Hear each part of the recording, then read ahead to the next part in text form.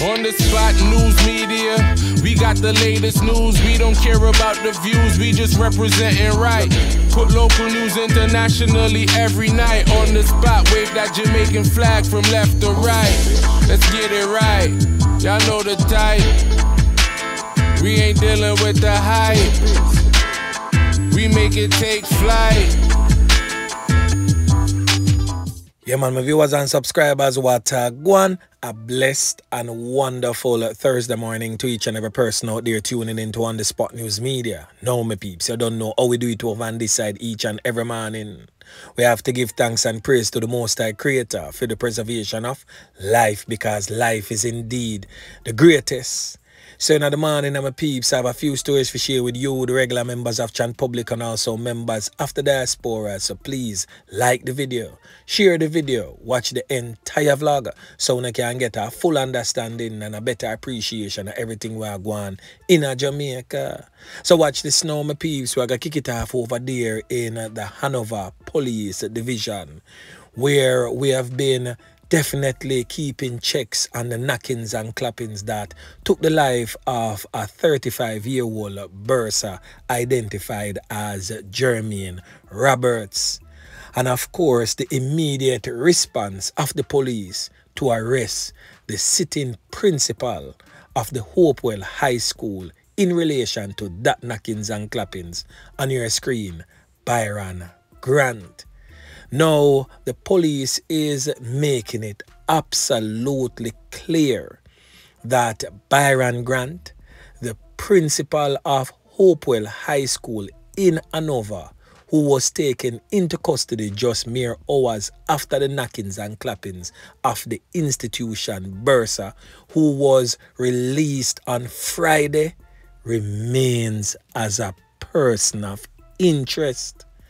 The police stated that he continues to be a person of interest in the investigation as they continue the probe of that fatal knockings and clappings. And that is coming from the head of the Jamaica Constabulary Force Corporate Communications Unit, Senior Superintendent Stephanie Lindsay. The senior cop stated, and I quote, "The probe is still going on. It has not been concluded just yet." End quote. So Byron Grant, nobody feel like say, you get a free walk away this time. No, you are still very much an active person of interest surrounding the knockings and clappings of your Bursa. And we all know where data come from. Batty business is the order of the day. Yeah, man.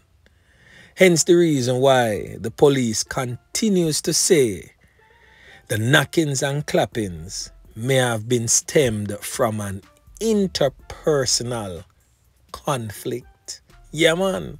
Now, anyway, make we continue. Now, our knockings and clappings go on over there in the parish of Manchester, where 5 people get caught up Tuesday night.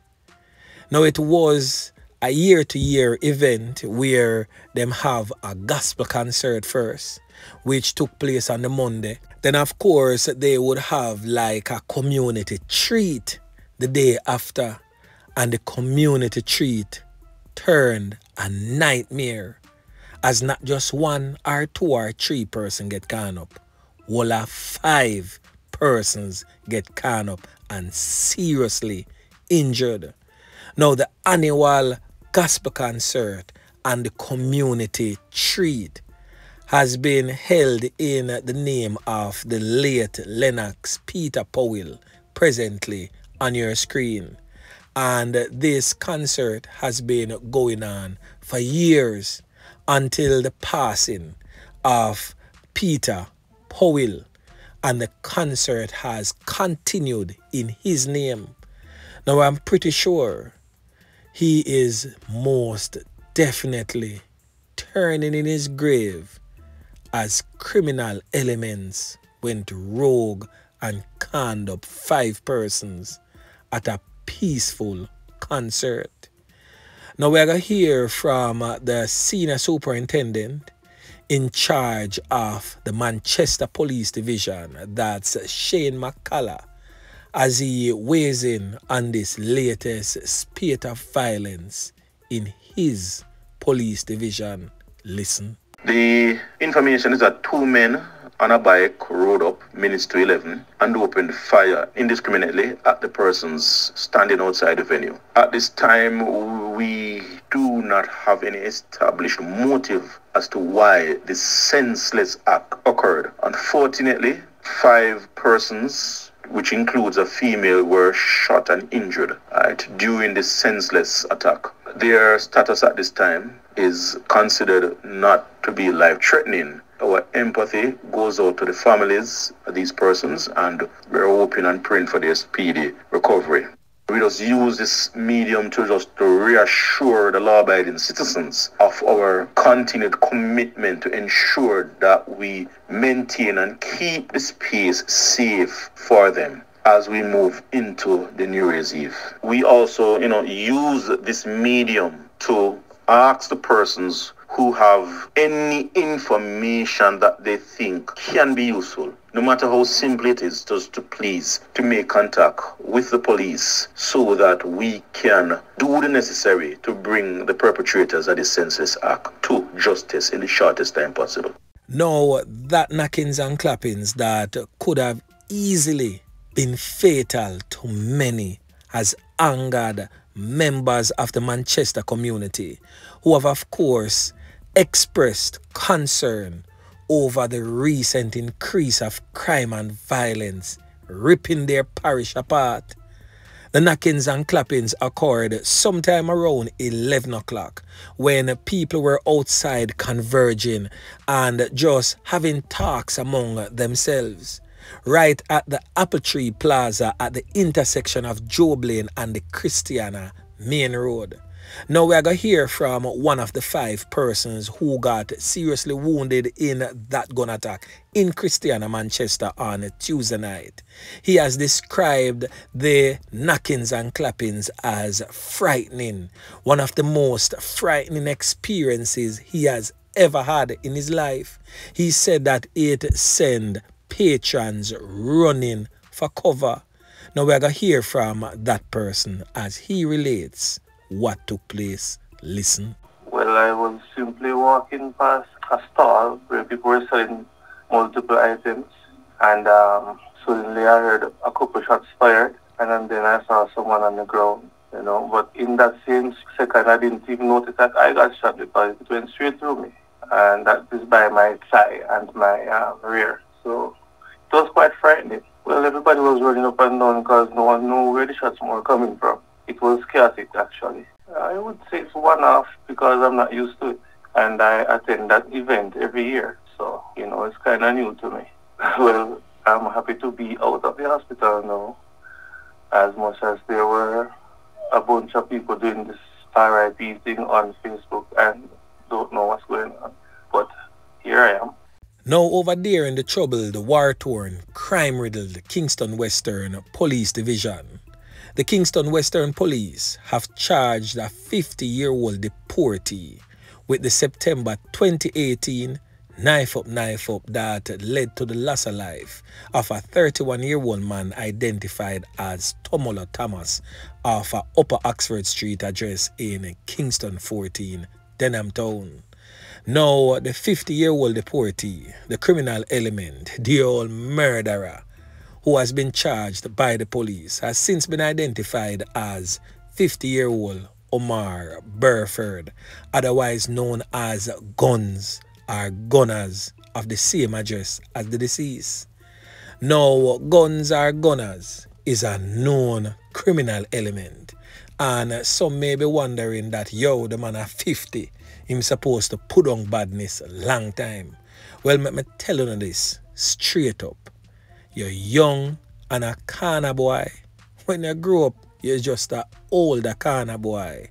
Nothing change with some of them criminal elements here. Yeah, man. Now, the Denham Town Police reported that Thomas, the now deceased Tomolo Thomas, and Omar Burford, otherwise known as Guns or Gunners, were at their address in September 2018 when an argument developed between both of them. It is said that the argument got physical and Burford used a knife to knife up Thomas multiple times in the head and neck. It is said that Thomas was rushed to the KPH where he was pronounced you know what. Burford, that are the old dirty kind of boy known as Gunners, fled the country. He was however arrested 5 years later in the United States and was deported to Jamaica on December 21st of this year, literally a few days ago. He was, however, handed over to the Denham Town Police, where they slapped the charges on him on Monday, December 25th. Decent Christmas present that for the old criminal element. Yeah, man. Long run, short catch. Now, same place in the Kingston Western Police Division. This time over there in Jungle Top, or what we call Top Jungle. An alleged gangster was fatally taken out in a hail of bullets by Officer Yeman Pican team. Yeah, man. So one criminal element out of the group of criminal element who reportedly engaged members of Officer Yeman Pican team in the Kingston Western Police Division in a brazen gun battle in the wee hours of Tuesday morning was fatally taken out and a firearm seized. Now the criminal element will end up losing 3 points as Shuteye Countryland was the order of the day and Dirt Settings was the order of the wee hours of the morning where him choose to take on Officer Yeman Pican team. Has since been identified as 30-year-old Romaine Mark Johnson. He is known as Mangy in the streets. He's said to be of a Cedar Valley Road address in Kingston 6. Now, it is reported by the police that sometime about 2 a.m., members of a police party were conducting patrol along Penn Street in the Kingston Western Police Division when they observed a group of men exiting a yard, the yard known as Pool Yard. Officer Yeman Pican team reported that the criminal elements, upon seeing them, pulled their firearms and opened fire in their direction, which led to a running gun battle with him and his team. Now, the criminal element known as Romaine Johnson, otherwise known as Mangy, was conned up several times, and this Taurus pistol with 5 rounds of ammunition was taken from him. It is said that during the knockings and clappings, other men got conned up but managed to escape the dragnet of the police. Now we are going to hear from the Senior Superintendent in charge of the Kingston Western Police Division, that's Senior Superintendent Michael Phipps, as he weighs in on this latest running gun battle with some of his officers. Listen. We have been monitoring the gang conflict between rival gangs aligned to the Top Jungle and the Benbow Street areas. Our operations have been targeting a number of the main players where we have seen quite a number of these men arrested and charged with various offenses, including murders and shootings. This operation was conducted as a part of our ongoing efforts to restore calm to the general area. The now deceased, I might point out, is one from a group of criminal elements who were brought into the area to create mayhem and intensify the conflict. But I think we will be going at these men as also others within the particular space. Well, as you can clearly hear from Senior Superintendent Phipps, the old dirty kind of boy will end up losing 3 points was indeed an importee. So residents living in and around the Top Jungle community and surrounding communities, please be on the lookout for the strange faces them and give the police the necessary information for come either walk them out or chalk them out so your community and communities can return to some level of peace.